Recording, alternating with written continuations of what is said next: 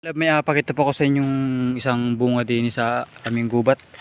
Ay sahid ng bunga sa lupa mga kailabo. Sahid na ang kanyang bunga. Yan po ay tinatawag sa aming kalamyas. Marami po itong benepisyo.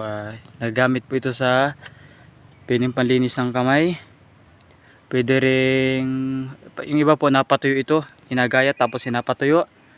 Tapos sinalagay nila sa ginataang isda. Pwede rin mga kailab ito sa sinabawang isda.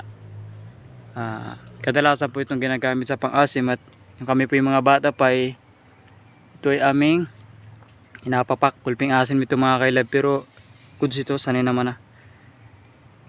Tikman natin.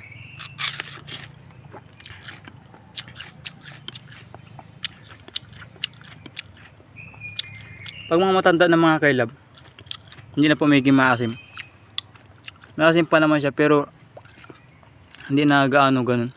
Hindi ka po kagaya ng mga bata pa. Hindi kagaya ng mga kailab maliit.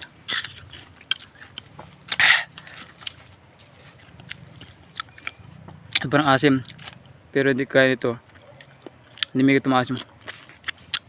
Mukbangin natin to.